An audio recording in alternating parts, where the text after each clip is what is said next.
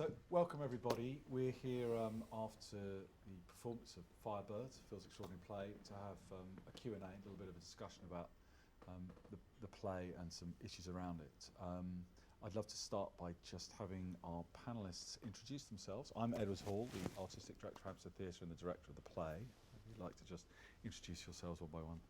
Hi, I'm Carly Adams. I'm a service manager for sexual exploitation services with the Children's Society. I'm Phil Davies and I wrote the play. I'm Matthew Reid, I'm Chief Executive of the Children's Society. We've been supporting the production of this play so we can try and draw out some of the big issues about how issues around sexual exploitation are really affecting many children in the UK at the moment, but as importantly what the solutions are to try and crack this problem. So it might be worth starting, Matthew, by asking you what particularly drew you to this play with the Children's Society. I mean, was it a sense of authenticity somehow about it, or what did you feel made it a good match for the Children's Society as a charity? So the Children's Society, we've been supporting children who have been sexually exploited for decades. Actually, we've really understood this as a real problem. And we've really understood what some of the solutions to it might be. And over the years, we've been trying to raise awareness. We're trying to point out, just as Phil, I think, has captured in this play so superbly, just what it's like for children who can present as being confident and sometimes slightly bolshy, sometimes awkward sometimes, but actually deeply vulnerable, easily get drawn into situations where their vulnerability can get taken advantage of. And we know that's the reality, not just for the character in the play tonight, but for thousands and thousands and thousands of children in the UK. So that's the reality we know at the Children's Society. So I think when we first saw Phil's script, we thought, well, this is shockingly authentic. This is exactly how life is for so many children who we have the privilege of working with at the Children's Society. We work with hundreds of children literally every year and try and support them, build their resilience, help them recover from these situations, try and support them to not get into these situations in the first place. Yes, that's what drew me. One of the things that drew me to the play, I was surprised that Tia was such a apparently sort of streetwise, sharp kid on the outside, able to look after herself, could look after herself pretty well actually, witty, mouthy, lippy, not what you'd think would be a typical victim, yet within the play she feels completely trapped somehow, and what we were certainly trying to get across was he was a young person who the man who was controlling her was her problem and her solution. I don't know, Carly, whether you want to talk a little bit about some of the young people who you work with and the kind of traps they get into with this kind of crime. Yeah, we work with a lot of young people in very similar situations, not always with this particular model of sexual exploitation, but where they might be at risk from peers or gang members, and there's lots of different ways that it can happen. But I think what we see, kind of the themes that come up again and again, is around young people being groomed into relationships where they're seeking something out and they're getting something out of that. And I think a lot of young people that we're working with come from situations where they have issues with attachment and with relationships, and so abusers will look for that, and they'll exploit that situation and take the opportunity where they can. So for us, I think it feels like, although this model of sexual exploitation isn't the one that's always happening, there are certain themes within it that we're seeing kind of with a lot of the young people that we're working with. Right. Phil, what drove you to write the play in the first place and call it Firebird? Okay, so first question, what drove me to write it was there was a big case in my hometown of Rochdale, and when it broke on the news, and it seemed to come out of nowhere to me, and then as I read more and more about it, it kind of made me look at my own childhood in a bit of a different way. It made me look at my secondary school days especially through a different prism of noticing that girls my age were leaving school, they were getting in 4x4s on the school grounds and they were driving off, and it was totally normal. And this is now looking back, it's not totally normal, it's not right. And you know, I kind of look at some of the girls who were in my school and know that they probably were involved in some of these things. The idea for writing the play after that was that, you know, I got this character of Tia in my head. Tia was a kind of always in my mind. She was a firecracker. I told people that the first scene I wrote was the kebab shop scene. And I always pictured her to be a firecracker, like she'd been thrown into the kebab shop, you know, and exploded in there. And just as I was kind of thinking about this idea of her being a firecracker, I was listening to the radio, and there was a piece on the radio called Firebird by Stravinsky, and it had a similar kind of structure of this play as well, and the name just stuck after that. Synchronicity. Yeah, exactly. Yeah. In the play, there's a scene which we've just watched set in a police station, where there's a policeman who needs to get information from Tia, and get her to talk about the one thing that she's too traumatised to talk about, but he needs her to speak in order to have something to push back against this man outside who's, you know, has accused her of GBH. And although, you know, what we represent in the play, I hasten to add, is not standard police procedure, it is, I'd like to argue, what has happened sometimes, and what does happen sometimes for various different reasons. What do you think, Matthew, the system ought to be doing to make it easier to deal with these kinds of situations, particularly when you've got extraordinarily traumatized young people? What ought we be doing, whether legislatively or you know, otherwise, in order to make their situation better? As Phil said, this was based upon a real life situation in Rochdale, and at every stage of this, I think those of us who have seen this play are thinking, what could we do to stop this? How could we intervene in this? And on a child by child by child basis, people at the Children's Society doing our work directly with children every day, as Carly is doing, to make sure we can protect children and give them the resilience and all that. But actually, there's a whole big issue about why are so many children finding themselves in these situations in the first place.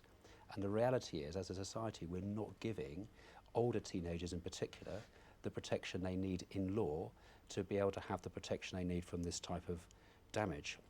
So what we need to do on that, we need to change the law in the UK to make sure that every child gets the protection that they need. I mean, we're running a campaign at the Children's Society called Seriously Awkward. It's absolutely tenaciously focused on making sure we can get the legislative protection that children need, especially older teenagers who are really unprotected at the moment, in not often believed, not seen as victims, often seen as part of the problem. These children are vulnerable and they really need the protection.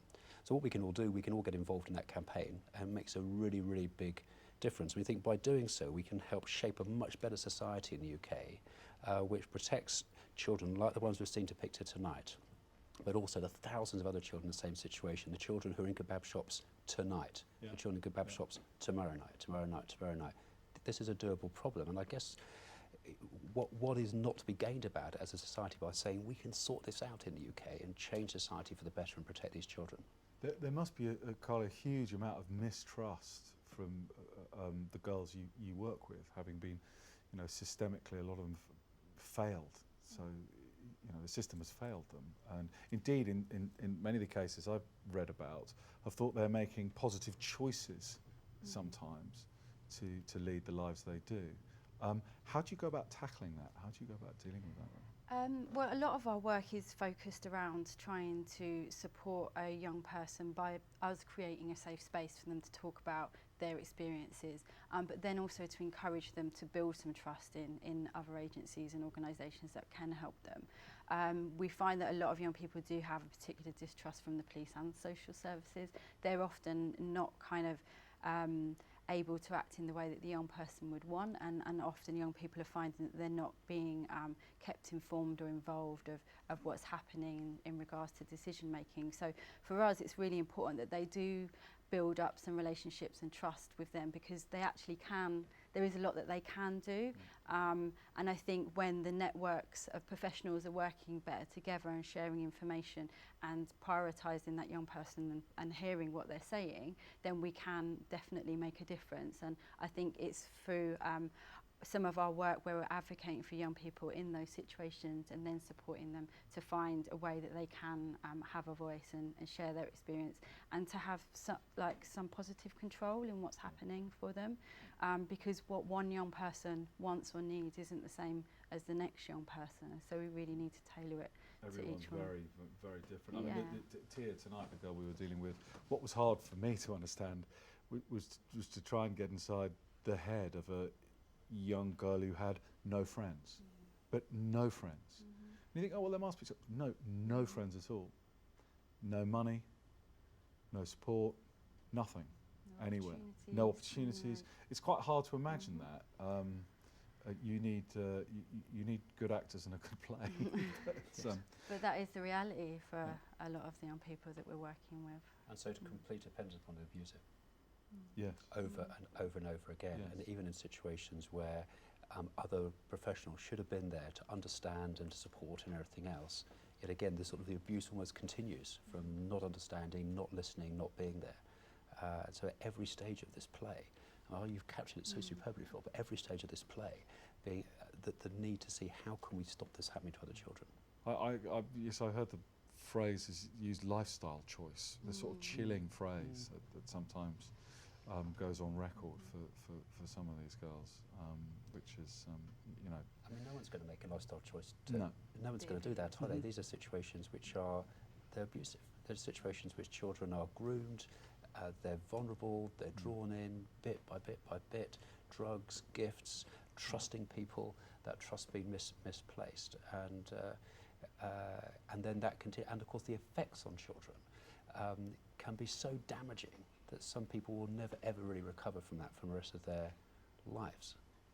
Do you think there's a bit, actually, just us as a community or society, if we just opened our eyes and watched, took a little bit more note of what was going on around us, do you think that would make a difference as well? I mean, Definitely. I think everyone has a part to play in terms of identifying what's happening, because it's going to affect us as a society and a culture if we don't continue, if we continue to allow it to happen as it is. And I think everyone has a responsibility to protect our children, and actually individual organisations don't have eyes and ears everywhere, but we do, we are that. And so if we feel confident in terms of recognising what it is and know that there are places that you can go to for support, then we're somehow hopefully contributing to a solution. It's interesting, Phil saying about his school, wasn't he? If he spotted this happening, probably other adults could have spotted that happening, you know, and bad things happen when good people don't step forward to stop them. Okay, I'd love to throw it open to the floor for any questions people might have for any of our panellists or about the play, or myself. Any questions? Okay. Yes. Is this working? Yeah. It is. I was struck by what you said about what's the legislation, what specifically needs to change to protect the older teenagers.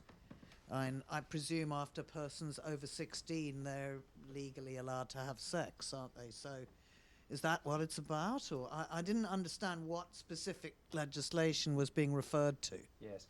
So there's quite a few things actually which need to be got right. It's actually not about the age of consent. Actually, you say people at 16 are quite open to have sex with who they want to have sex with. That's not what this is about. It's about where that relationship becomes abusive, where there's a sort of power imbalance in that relationship. So, you know, a 16-year-old and another, that's not what it's about. How do we make sure that children who are in abusive situations at that age, of course they're still children, 16, 17-year-olds are children, how do they get the protection they need? Now at the moment, there's not a structure for the police to be able to see that group as a vulnerable group. So if children of that age are abducted, for example, there's not a way of them being able to, the police be able to see that as a child protection issue. So there's a whole number of things about how that group is seen, how drugs and alcohol as a compounding influence in imbalanced sexual relationships at that age, how the police can deal with that. Our Seriously Awkward campaign is going to go through these one by one by one by one, Lots of details about it on our website if you'd like to have a look at the Children's Society's website and go through it all. And what we're going to be doing is tackling them all one by one by one by one until we've got this problem cracked. Thank you. Yes. Yes, it's just behind you there. We've got one, I think. That's a question for Phil, and then I'm sure Carly might want to say something as well. But I thought it was a really interesting ending where Tia actually, sort of said, "Look, this is happening." And I was horribly tense about whether she would or she wouldn't, and it's kind of left open at the end, as to what actually happens to them. But I just wondered, was it a dilemma for you as to how it would end, that she would actually say something or that she wouldn't, because the power of the men over her was so much that she actually just wanted to deliver her friend to them? Was that a dilemma? Or I guess you did loads of research into this, and you uncovered that does happen, that victims become people who help perpetrators as well. So was that hard to make the call about whether she says it or not? And then I guess maybe just Carly to say, how often, do you see that really? I mean, yeah, excellent question. It wasn't so much a dilemma to have Tia open up eventually to Katie about what she's actually intending to do. There was a dilemma about the kind of the tone of the ending, though. In an earlier draft, it was a kind of I don't know. I mean, I was feeling much more negative about the whole belief in whether Tia and Katie would actually be saved in some way. And I guess through a combination of further research and just kind of searching about this is not just a play that's based on real life events, but it's also an evening at the theatre for people who've paid money to come to the theatre, and I wanted people to leave with a sense of story, and I didn't want people to leave with a sense of pessimism and a sense of negativity, and I did want it to end on a hopeful note, because I do believe that with the right people and with the right kind of support that people like Tia can be helped out. So yeah, so the dilemma was never really there about whether Tia was going to open up. With regards to the thing you mentioned, I know this is for Carly, but I just wanted to just mention it because the Rochdale case specifically did have a very kind of famous incident of one of the perpetrators being a former victim as well, and that was, it was incredibly harrowing reading, actually, to think that she could be such an abuser after having faced it so badly herself previously. And from our perspective, it is something that we do see fairly regularly, actually. And I think the challenge for us is how that is sometimes perceived by police and other professionals, where suddenly we have a young person who is a victim and then they're being viewed as if they're an abuser or perpetrator without really fully understanding the context within which that is happening. And actually in this situation, it's happening because of Tia's abuse that she's experiencing, and actually she doesn't have a choice in that. She's not motivated to abuse other young people. We've worked with young people where they're being arrested and charged for grooming offences, and for me that just makes no sense, because they're not actively looking and targeting young people because that's how they're motivated. It's because they're fearful, they're being abused, and it's for lots of different reasons. They don't have a choice in that, so it's kind of a natural progression in some situations. And I think that's the bit for me that's worrying, is how quickly I think some professional and some organisations can shift from victim to perpetrator and don't necessarily understand how intertwined those issues are. Thank you. Any other questions? Yes. I was interested in the police station scene. I don't know anything about what the procedures are, but I assumed you'd taken some kind of artistic license. I wish. Well, I'll come to that. That's the question I'm going to ask. In maintaining the claustrophobia and sense of entrapment, as an atmosphere within the play. But is a victim of that age ever put in that situation? Aren't they properly supported? What is the law, and if that is allowed to happen, what is being done about it? They're supposed to be properly supported. The room, the picture I saw in Bootle Street Police Station in Manchester is smaller than this. It's a lot smaller. What you watch tonight is not standard police procedure, but it happens. Our backstory, if I can just say for a second, when we were in the rehearsal room, was me saying to Pal that, okay, you're just coming off shift, you've been chucked this as you're halfway out the door, half of the station are out on call, you're supposed to have a female police officer with you, someone's grabbed on the video equipment who doesn't usually run it, it's not set up, you've got a guy next door called Graham who's not got a record, who wants to charge a girl with GBH for a serious injury, you've got witnesses, you've got statements, you know she's in trouble, and you also know you've got to arrest her unless you can get something out of her quickly about that will incriminate Graham, and you suspect that's what's happened. So it's a horribly toxic situation. Now that's not what ideally how the police would like to investigate this, but that would boil down to resources and training. You know, those two things, and particularly resources, because I'm sure the police procedural drama that I've done purely from a police perspective, most of the police officers, what they need more of is they need more time and more staff. They just need to be better resourced. So they don't have the people on the ground that they need in order to cover everything. And also, you're sitting there thinking, okay, she's not a reliable witness. This isn't going to go her way. Should I be going off and dealing with that burglary that I know I can get when I've got, you know, how do I? So all those sorts of human elements come into it. And as a drama, you try to, that's what you try to bring to life in the theatre, so that you get sort of behind the scenes a little bit. I don't know what's being done about that. Perhaps you know a little bit more, Colin or Matthew, to rectify that. But this is a mixed picture in reality, and some police forces really understand this problem now and are doing a lot of training for their frontline police officers, and they're really trying to find how they can properly support young women and, of course, young men. This is not just women who have been affected by this.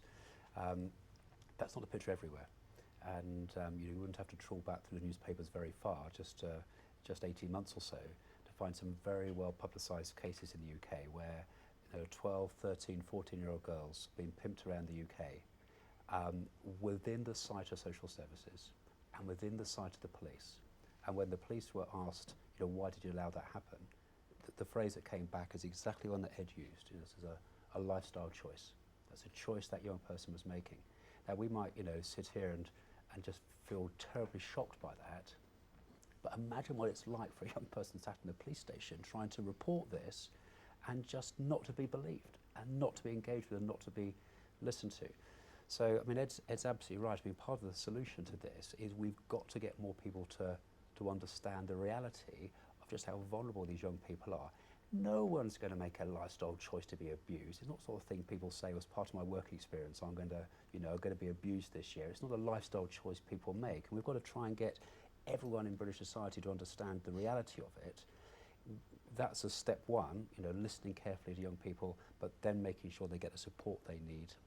Part of what we do at the Children's Side is also support children through the court system sometimes, and again, sort of the re-abuse in a way sometimes of having to tell the story again. Most people in this room would not want to sit it and talk about their sex life. That's not what most people find comfortable doing. And it's so for young people in the court as well. It's not what they want to do. So at every stage of this, the system can sometimes be stacked against the young person. So the solution, well, it's got to be turned around. It's got to be young person focused, looking at the needs of the young person all the time. I have to say, we think at the Children's Society that's a doable problem, but hence, getting the work around the structure of this, the legal stuff right as well, through our campaign to make sure that actually we change the way the UK works for good, so these become historical stories and not current stories. Well, thank you very much for everyone for coming. Thank you, Matthew, Phil, and Carly. Great. Thanks, Ed, for a great play as well. And Phil, well done. Excellent. Good night.